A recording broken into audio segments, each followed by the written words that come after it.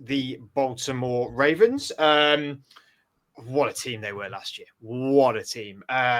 Very good. And they've reinforced bringing in DeAndre Hopkins, Jair Alexander, re-signed Patrick Rickard, long-standing fullback, brought in Chidobe Awuzie. Ben Cleveland they re-signed, brought in Dearness Johnson, the running back from Jags, but they did lose Patrick McCarry, Malik Harrison, Tre'Davious White, who they had on a short deal. Deontay Johnson again was on a short deal. And then they killed the draft. They did amazing in the draft. They got the safety out of Georgia, Malachi Starks at 27 in the first round. Second round, they got Adam's favorite edge rusher coming out of this draft, which was Mike Green going from Marshall to Baltimore. Emory Jones, the guard out of Louisiana State in the third round. They had quite a lot of picks in there. I didn't realize how many picks they had, but they had quite a lot of picks. So they've really reinforced. They were easily one of the most exciting teams to watch last season, Adam. But is it a case of maybe teams will have worked them out, or it's no matter how much film you watch, you can't stop Lamar Jackson? Well, I was going to say, no matter how much film you watch, you can't stop Derrick Henry. But yeah, I kind of agree. It's both, isn't it? And that's the real problem. It's that you're trying to stop both of them, and it's near impossible. So I don't think it really matters how much film you watch. I think you're in trouble, and I think they're going to do it again. And they went 12-5. I think that they might actually do better this year. It wouldn't surprise me if they did. The only area of weakness that they had last year was pass defense. It was okay, but it just wasn't like as good as everything else. They've brought in a couple of guys in Alexander and Awuzie, who I think if they can keep Jair Alexander fit, then he'll be great. And Awuzie is a solid corner. He'll be okay. So yeah, I think they've kind of, I wouldn't say they've sorted that problem out, but they've certainly gone a long way to doing it. As you said with the draft, a lot of it I know they had a lot of picks. A lot of it was depth, to be honest, sort of like day 3 picks later on in the draft. But the first 3 picks that they made, they absolutely hit on. Malachi Starks, one of the best safeties that we've seen for a few years. Mike Green, great edge rusher who fell because he had some off-field issues. But they took him in round 2, and I think he'll do really well for them.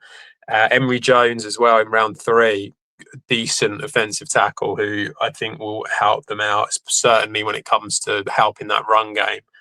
So, yeah, I mean, they're one of the best teams in the NFL, and I feel like they really need to get an AFC Championship win now, or a Super Bowl win. They're reaching that point where it is a little bit like, what more can you do to put yourself in a position to win? Because they are just that good now, and I think they'll win this division relatively easily. And I don't know if they will. I don't know if they're going to get it, because the problem is the same thing just seems to happen. And sometimes you get teams where this just happens, doesn't it? And they never get over the line. And they're going to go up against Josh Allen and the Bills, or they're going to go up against Patrick Mahomes and the Chiefs. And, you know, there's other teams as well that are improving in the AFC, and I just don't know, because Derrick Henry was brought in to get them over the line, and it still didn't work. So you sort of think, can they actually do it? I don't know. You weren't looking, but me and Sky had a lot of eyebrow movement about easily winning the division. Not so positive on them, Sky. Do you think they might get a bit found out a bit? I echo everything that Adam just said. I echo. It's totally true. I just look at their roster now with the reinforcements they've brought in, and I go, don't see any gaps. Don't see any gaps anymore.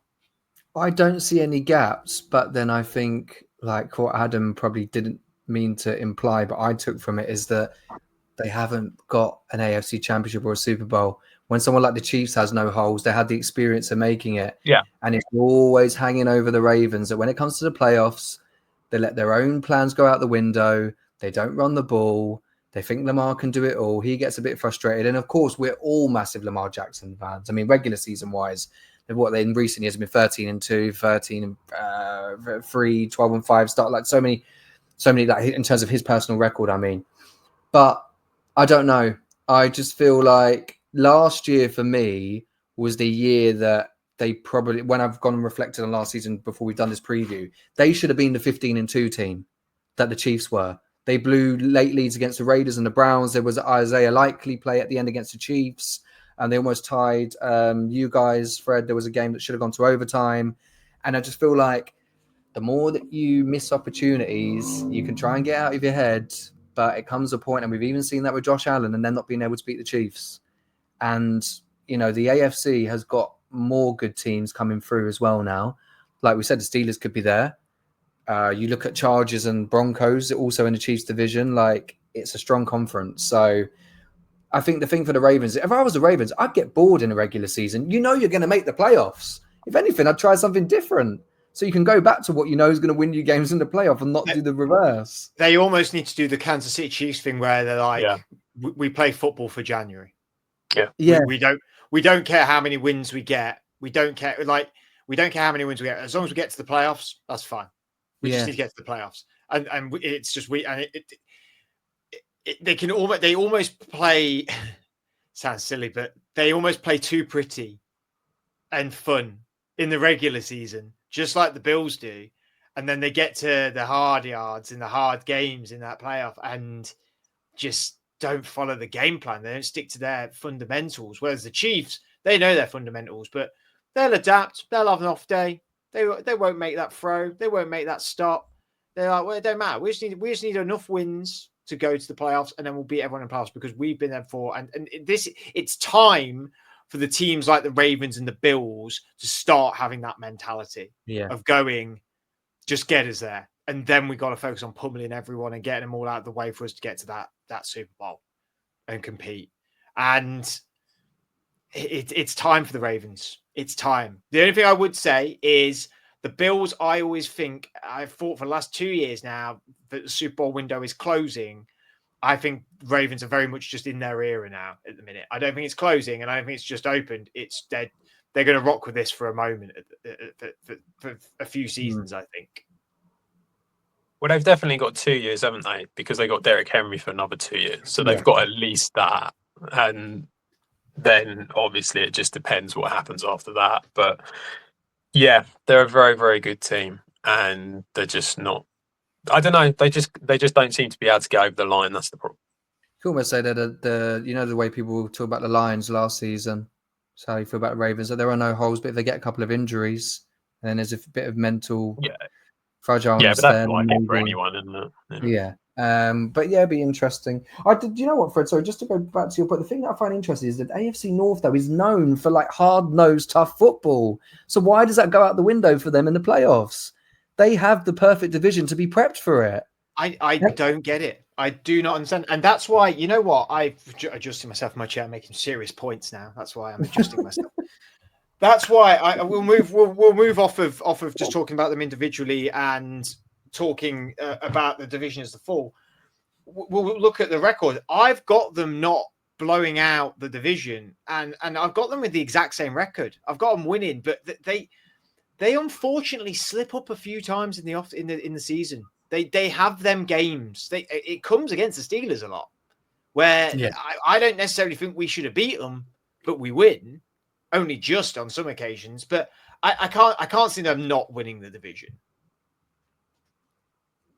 You've not got them winning division. No.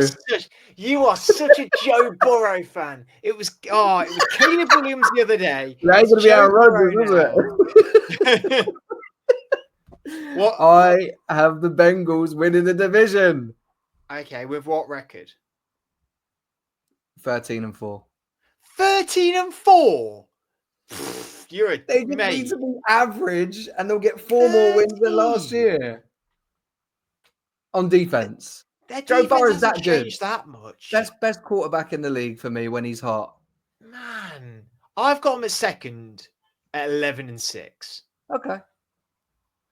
I mean, that's more reason, Adam. That's more reasonable. Please, Oh, please 100%. be on my side in this. Yeah. No, I have the Ravens first. I think 12-5, 13-4. I think makes a lot of sense. That sort of thing. Bengals, 11. You could go 11-6. I mean, I actually think the Bengals and the Steelers are going to be very, very close.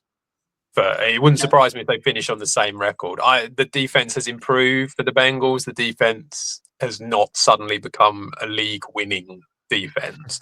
So I don't see them suddenly being amazing. Burrow's going to have to put up like 30, 40 points every game to win a game. And that's going to be fine against some teams, but against others, that's going to be really, really difficult. So, yeah, I've got them and the Steelers pretty close.